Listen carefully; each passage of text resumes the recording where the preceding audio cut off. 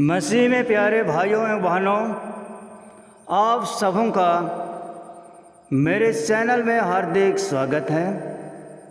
आप सबों ने मेरे वीडियोस को देखकर मुझे जो प्रोत्साहन दिया है, इसके लिए मैं आप सबों का तहे दिल से धन्यवाद करता हूँ। सबसे पहले मैं आप सबों से अपील करता हूँ कि अगर आपने मेरे चैनल को अभी तक सब्सक्राइब नहीं किया है तो सब्सक्राइब ज़रूर कर दीजिएगा, ताकि जो भी वीडियो अपलोड होगा वो आपके पास सबसे पहले पहुंच सके और इसके द्वारा मुझे प्रोत्साहन मिलता रहे।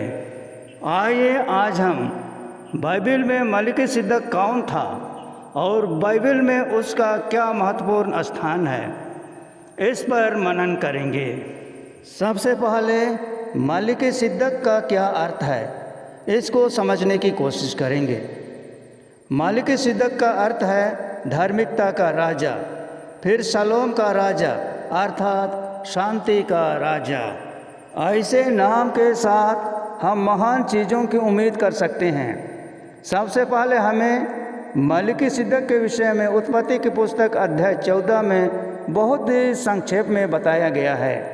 यह उस समय की बात है जब शिनार के राजा अम्रपेल और एलासर के राजा आर्योक और एलाम के राजा कादोर्लाओमेर और योगीम के राजा तिदाल ने सिद्दीम नाम तराई में एक संधि की, और इन्होंने सदोम के राजा बेरा और अमोरा के राजा विरसा और अदना के राजा शिनाब और सबोईम के राजा सेमेबेर और बेला, इन राजाओं के विरोध में युद्ध किया। इस युद्ध में सदोम और अमोरा के राजाओं की पराजय हुई और उनके सारे भोजन वस्तु और धन संपत्ति को लूटकर वे ले गए। इस समय अब्राहम का भतीजा लूत सदोम में रहता था। इन राजाओं ने लूत को भी अपने धन संपत्ति सहित बंदी बना लिया था। तब किसी जन ने अब्राहम को बताया कि राजा कादोर्लाओमेर और उसके साथी राजाओं ने सदोम और अमोरा को जीत लिया है और लूत को बंदी बना लिया है। जब अब्राहम ने यह बात सुना कि उसका भतीजा लूत बंधुआई में चला गया है, तब उसने 318 शिक्षित युद्ध कौशल में निपुण दासों को लेकर लूत को छुड़ाने के लिए राजा कादोर्लाओमेर और उसके साथी राजाओं पर रात को चढ़ाई करके उन्हें मार डाला और सारे धन को और अपने भतीजे लूत और उसके धन को और स्त्रियों को छुड़ा कर लौटा लाए। यह अब्राहम की शक्ति का बड़ा प्रदर्शन था। हम कभी कभी भूल जाते हैं कि उस व्यक्ति के पास कितना प्रभाव था, लेकिन इस अंश में सबसे महत्वपूर्ण बात यह है कि मलिकिसिदक स्पष्ट रूप से अब्राहम से बेहतर है। कादोर्लाओमेर और उसके साथी राजाओं को पराजित कर लौटने के बाद सदोम का राजा अब्राहम से मिलने के लिए साबे घाटी में आए और शलोम का राजा मलिकिसिदक ने रोटी और दकमधु लाया। वह परम प्रधान परमेश्वर का याजक था और उसने अब्राहम को आशीर्वाद दिया और कहा, स्वर्ग और पृथ्वी के स्वामी परम प्रधान परमेश्वर की ओर से अब्राहम धन्य हो, और परम प्रधान परमेश्वर धन्य है जिसने तेरे शत्रुओं को तेरे हाथ में कर दिया। उस समय के रीति के अनुसार कि लूट का 10वां हिस्सा याजकों को दिया जाना था, अब्राहम ने भी अपने लूट के संपत्ति का 10वां हिस्सा मलिकिसिदक याजक को दिया। और सदोम के राजा ने अब्राहम से कहा कि मनुष्यों को तो मुझे लौटा दीजिए, लेकिन धन संपत्ति को आप अपने पास रख लीजिए। परंतु अब्राहम ने सदोम के राजा से कहा, मैं यहोवा परम प्रधान परमेश्वर जो स्वर्ग और पृथ्वी का स्वामी है से प्रार्थना करता हूँ कि मैं तेरा एक धागा या जूती का फीता या कोई वस्तु नहीं लूँगा। ऐसा न हो कि तू कहने लगे कि मैंने अब्राहम को धनी बना दिया है। मैं केवल वही खाऊंगा जो जवानों ने खाया है। मलिकिसिदक अब्राहम को आशीर्वाद देता है और एक विश्वास योग्य याजक बन जाता है। आशीर्वाद प्राप्त करने के बाद संपत्ति का 10वां हिस्सा पुजारियों को दिया जाता है। अब्राहम ने ऐसा ही किया। वह याजक के उच्च पद को दर्शाता है। जिस उच्च सम्मान के साथ उसका उल्लेख किया गया है, उसे हम यह अनुमान लगा सकते हैं कि मलिकिसिदक ने एक वफादार पवित्र प्रतिनिधि के रूप में कार्य किया।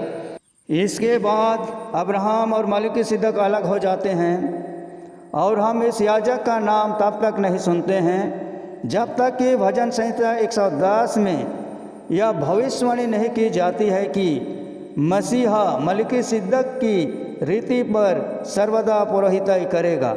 और हमारे प्रभु की मृत्यु पर विजय प्राप्त करने का अर्थ है कि मसीहा सदा के लिए हमारा महायाजक रहेगा। यदि हम मसीह के पुरोहिताई सेवकाई के माध्यम से परमेश्वर के पास आते हैं तो हम निश्चिंत हो जाते हैं कि हम अनंत जीवन को प्राप्त करेंगे। इब्रानियों के लेखक ने बार बार पुराने नियम के नायकों और प्रथाओं के बीच तुलना की है। फिर गहराई से बताया है कि कैसे यीशु यहूदियों की प्रिय परंपराओं और कुल पिताओं की बेहतर और सच्ची पूर्ति है। अध्याय 5 से अध्याय 8 की शुरुआत तक लेखक लेवी के पुजारी पद पर यीशु के श्रेष्ठ पुजारी पद पर ध्यान केंद्रित करता है, जो मलिकिसिदक के आदेश के शाश्वत सिद्ध याजक के रूप में है। लेवी के याजक परमेश्वर के सामने इस्राएल के लोगों का प्रतिनिधित्व करते थे। वे वंश के आधार पर याजक बनते थे, जो धार्मिक जीवन की गारंटी नहीं देता था। उदाहरण के लिए हारून के बेटे के अनधिकृत आग और एली के दुष्ट बेटों को हम देख सकते हैं। पुराने नियम में बार बार भविष्यवाणी की गई है कि मसीहा यहूदा के वंशावली से दाऊद का वंशज होगा।